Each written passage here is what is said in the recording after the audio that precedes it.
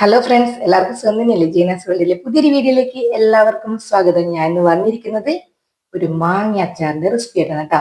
ഇപ്പൊ നാട്ടിലെല്ലാവരും മാങ്ങയിൽ ഇഷ്ടംമാതിരി കിട്ടുന്ന സമയമാണ്. അപ്പോൾ എല്ലാവർക്കും ട്രൈ ചെയ്യാൻ പറ്റുന്ന ഈസി ആയിട്ടുള്ള ഇൻസ്റ്റന്റ് ആയിട്ടുള്ള ഒരു അച്ചാറിന്റെ റെസിപ്പി ആയിട്ടാണ് ഞാൻ വന്നത് കേട്ടോ.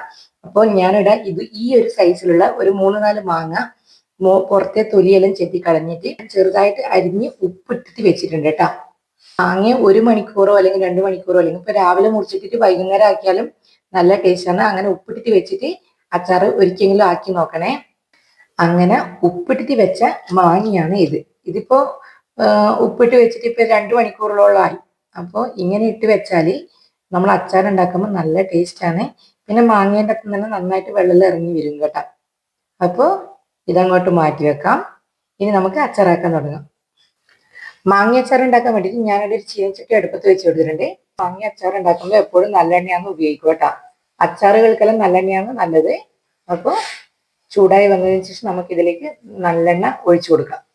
അപ്പം നമ്മളെ ചീനച്ചട്ടി നന്നായിട്ട് ചൂടായിട്ടുണ്ട്. നമുക്കതിലേക്ക് നല്ലെണ്ണ ഒഴിച്ചു കൊടുക്കാം.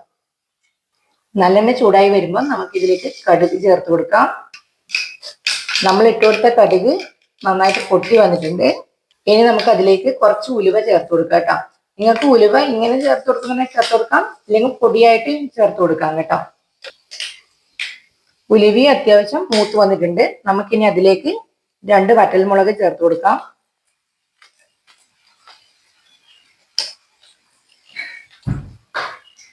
തീ സിമ്മിലിട്ട് കൊടുക്കണേ. ഇനി അതിലേക്ക് നമ്മൾ എടുത്തു വെച്ച ഒരു ഉണ്ട വെളുത്തുള്ളി, ഒരു ചെറിയ കഷ്ണം ഇഞ്ചി പൊടിയായിട്ട് അരിഞ്ഞതും, ഒരു 2-3 പച്ചമുളക് ചെറുതായിട്ട് അരിഞ്ഞതും കൂടി ചേർത്ത് കൊടുക്കാം. ഇത്രയും ചേർത്ത് കൊടുത്ത് നന്നായിട്ടൊന്ന് മിക്സ് ചെയ്ത് കൊടുക്കുക. ഇതെല്ലാം ഒന്ന് ചെറുതായിട്ട് വാടി വരണം കേട്ടോ. നമ്മൾ ഇട്ട് കൊടുത്ത ഇഞ്ചിയും പച്ചമുളകും വെളുത്തുള്ളിയും എല്ലാം ഒന്ന് ചെറുതായിട്ട് വാടി വന്നിട്ടുണ്ട്. നമുക്ക് ഇതിലേക്ക് 1/2 ടീസ്പൂൺ മഞ്ഞൾപ്പൊടി ഇട്ട് കൊടുക്കാം. ഒരു 2-3 ടീസ്പൂൺ മുളക് പൊടി ഇട്ട് കൊടുക്കാം. നമ്മൾ ഇതിലേക്ക് അച്ചാർ പൊടിയും കൂടി ചേർത്ത് കൊടുക്കും കേട്ടോ. അപ്പോൾ ഓരോളെ എരിവിനനുസരിച്ചിട്ട് മുളക് പൊടി ചേർത്ത് കൊടുക്കുക. ഇതിലേക്ക് കുറച്ച് കായപ്പൊടി ചേർത്ത് കൊടുക്കാം. ഇത്രയും പൊടികളും ചേർത്ത് നന്നായിട്ടൊന്ന് മിക്സ് ചെയ്ത് കൊടുക്കുക. തീ സിമ്മിലിട്ട് കൊടുക്കണേ, അല്ലെങ്കിൽ പൊടിയെല്ലാം കരിഞ്ഞു പോകും. ഇതിലേക്ക് നമുക്ക് അച്ചാർ പൊടിയും കൂടി ചേർത്ത് കൊടുക്കാം കേട്ടോ. ആവശ്യത്തിന് അച്ചാർ പൊടിയും കൂടി ചേർത്ത് കൊടുക്കുക. ഇതെല്ലാം ഓരോ ആളും എടുക്കുന്ന മാങ്ങേന്റെ അളവിനനുസരിച്ചിട്ട് നോക്കിയിട്ട് ചേർത്ത് കൊടുക്കുക കേട്ടോ. അച്ചാർ പൊടിയും ചേർത്ത് നന്നായിട്ടൊന്ന് മിക്സ് ചെയ്ത് കൊടുക്കുക. ഇതിലേക്ക് തിളപ്പിച്ച് ആറ്റിയ വെള്ളം നമുക്ക് ചേർത്ത് കൊടുക്കാം. ഞാനൊരു 1 ഗ്ലാസ് വെള്ളം ചേർത്ത് കൊടുത്തിട്ടുണ്ട് കേട്ടോ.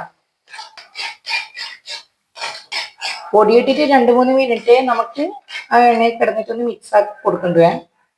ഇതിലേക്ക് 1 ടേബിൾ സ്പൂണോളെ ഞാൻ വിനാഗിരി ചേർത്ത് കൊടുക്കുന്നുള്ളൂ. കാരണം മാങ്ങക്ക് നല്ല പുളിയുണ്ട്.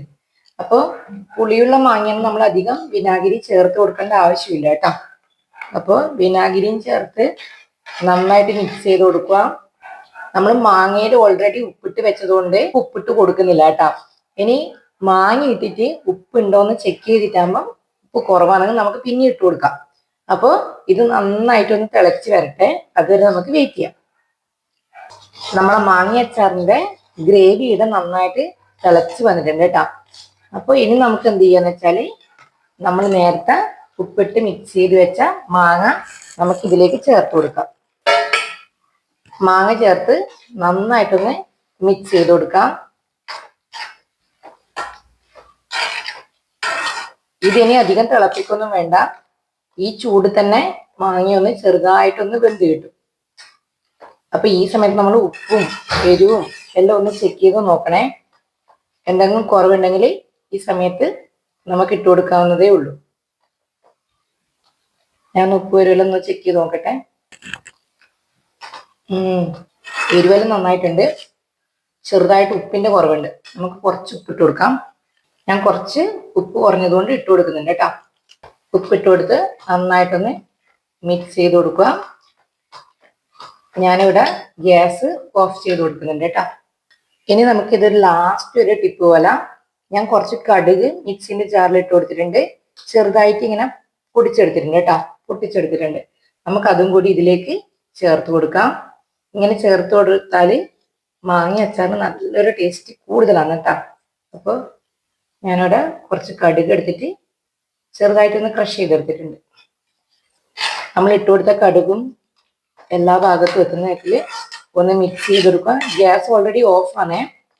അപ്പോൾ നമ്മളെ മാങ്ങ അച്ചാർ ഇവിടെ റെഡി ആയിട്ടുണ്ട്. ഇത് നന്നായിട്ടൊന്ന് തണുത്താൽ തന്നെ ഇപ്പം തന്നെ യൂസ് ചെയ്യാൻ പറ്റുന്ന ടൈപ്പ് അച്ചാറാണ് കേട്ടോ. അപ്പോൾ ഇൻസ്റ്റന്റ് ആയിട്ടുള്ള നമ്മളെ മാങ്ങ അച്ചാർ ഇവിടെ റെഡിയാണ്. അപ്പോൾ എങ്ങനെയുണ്ട് കാണാൻ? അടിപൊളിയല്ലേ? ക്യാമറയിൽ എത്രത്തോളം ഇത് ക്ലിയർ ആണെന്ന് അറിയില്ല. നല്ല കളറുണ്ട്, നല്ല ടേസ്റ്റുമാണ് കേട്ടോ. അപ്പോൾ ഇതുപോലെ മാങ്ങാച്ചാർ ഉണ്ടാക്കാത്തവർ ഒരിക്കലെങ്കിലും ഇങ്ങനെ ഉണ്ടാക്കി നോക്കണേ. എന്നിട്ട് എന്നോട് അഭിപ്രായം പറയണം കേട്ടോ. നിങ്ങൾക്ക് എൻ്റെ ഈ വീഡിയോ ഇഷ്ടപ്പെടുകയാണെങ്കിൽ, നിങ്ങൾക്ക് ഈ റെസിപ്പി ഇഷ്ടപ്പെടുകയാണെങ്കിൽ ഒന്ന് ലൈക്ക് ചെയ്യുക, കമന്റ് ചെയ്യുക, സബ്സ്ക്രൈബ് ചെയ്യുക. തൊട്ടടുത്തുള്ള ബെല്ലൈക്കൻ കൂടി പ്രസ് ചെയ്യണമെങ്കിൽ ഞാൻ ഇടുന്ന വീഡിയോസിന്റെ എല്ലാ നോട്ടിഫിക്കേഷനും നിങ്ങൾക്ക് വരുന്നതാണ്. അപ്പോൾ തൊട്ടടുത്ത ദിവസം മറ്റൊരു വീഡിയോ ആയിട്ട് വീണ്ടും കാണാം. Okay, by.